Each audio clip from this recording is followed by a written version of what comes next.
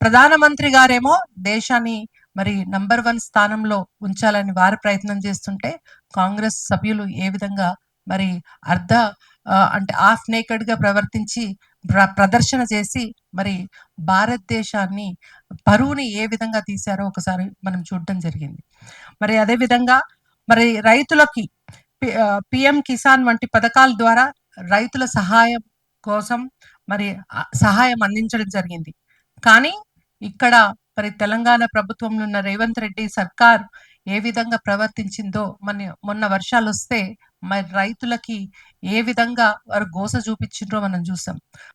రేవంత్ రెడ్డి గారు మరి చివరి ధాన్యం కూడా కొనుగోలు చేస్తామని అబద్ధాలు చెప్పి మోసం చేసి వర్షాలు పడేంత వరకు కూడా కౌళ్ళల్లో ధాన్యం కుప్పలు అట్లనే నిలిచిపోయడం జరిగింది.